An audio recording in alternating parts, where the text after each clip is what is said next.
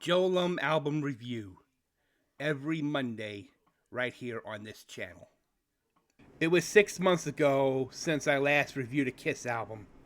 And for the next 2 weeks, I will review not only this Kiss album, but the one following that. Animalize is the topic of this week's album review. It is Kiss's 12th studio effort that was released on the 13th of September 1984 via Mercury Records. At this point in Kiss's career, the band lost two of its original members, Peter Criss and Ace Frehley, released two unsuccessful records, Unmasked and Music from the Elder, then made a return to form on Creatures of the Night, an album I reviewed back in March. It's in a playlist. I recommend you check that out. Despite going back to basics with Creatures, they still failed to gain the public's attention. That was until they changed their look, dropping the kabuki face paint and outlandish costumes to reveal their true selves on 1983's Lick It Up. The sessions from Animalize saw the band regain momentum after the success of Lick It Up, which achieved platinum status by a successful tour. After firing Vinnie Vincent from the band, they settled on Mark St. John as his replacement. Animalize saw the group at a crossroads of sorts. At the time of recording, Gene Simmons was pursuing an acting career, and he was largely absent from Kiss. According to Paul Stanley in a quote, "I felt abandoned when it came time to make Animalize. After informing me without any warning or discussion that he wouldn't be around for the album, Gene went into a studio and crapped out some demos as fast as he could. Then he was off to do a movie. Stanley had become Kiss's de facto leader, and he was left responsible for songwriting, production, and the direction of the new record." When Kiss entered Right Track Recording Studios in New York to record Animalize, Mark St. John had clashed with his bandmates, drummer Eric Carr calling him an arrogant fuck with an arrogant demeanor. St. John also clashed with Simmons over a bass part, which not only pissed him off but Eric as well. This led to Gene and Paul pulling the arrogant prick aside, warning him to drop the attitude or his ass would be out.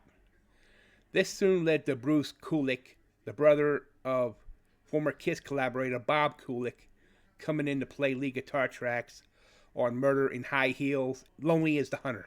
There were additional musicians that recorded tracks on songs off Animalize, with Joan Biviar providing bass on tracks like Get All You Can Take, Under the Gun, and Thrills in the Night. Mitch Weissman provided additional guitar work on Get All You Can Take, Murder in High Heels, and While the City Sleeps.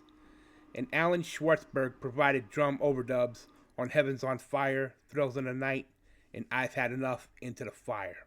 Along with songwriter Desmond Child, Paul Stanley gave Kiss the band's biggest hit single in years with Heaven's on Fire. On top of production, Stanley claims to have personally handled everything from naming the album to marketing and appeasing MTV. When the Animalize tour started, Mark St. John was not up to par with playing with them, so they fired him in December of '84, making him the third lead guitarist to exit Kiss in only 2 years, following Vinnie Vincent and Ace Frehley.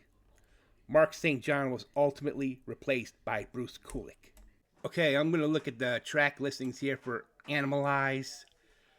Paul Stanley sung on tracks 1 and 2, 4, 6, and 7, while Gene Simmons sung on tracks 3, 5, 8, and 9. I've Had Enough, Into the Fire, written by Paul Stanley and Desmond Child, clocks in at 3:52. Heaven's on Fire, also written by Stanley and Child, clocks in at 3:21. Burn Bitch Burn, written by Gene Simmons, clocks in at 4:42. Get All You Can Take, written by Paul Stanley and Mitch Weissman, clocks in at 3:44. Lonely is the Hunter, written by Gene Simmons, clocks in at 4:28.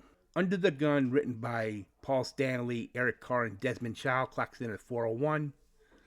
Thrills in the Night, written by Paul Stanley and Jean Beauvoir. If I pronounce this name wrong, I'm sorry. But Thrills in the Night clocks in at 4:21.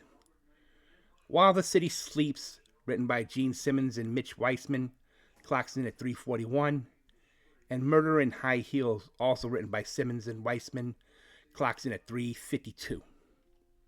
Animalize was released on September 13th, 1984.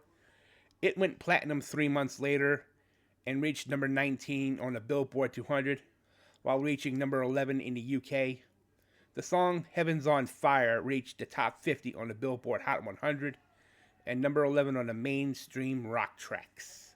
The overall rating for Animalize is 6 out of 10. The main reason why it's a notch lower than Lick It Up was due to Gene Simmons' lack of commitment within Kiss. He was doing all these outside projects within the band by being a villain in the Tom Selleck movie Runaway and managing a hair band from the Pacific Northwest called Black and Blue, whose guitarist Tommy Thayer would one day become a member of Kiss. Kiss seemed to have followed the trend of other successful acts at the time, like Bon Jovi, Def Leppard, and Motley Crue.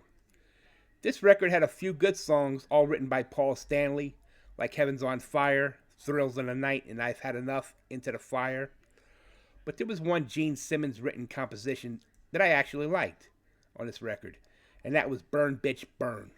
Everything else I could care less about. You know, when I did the 10 most underrated albums of 1984 rankings list a while back, I ranked this album number 1. For more album reviews like this one, subscribe to my channel. Thank you for watching.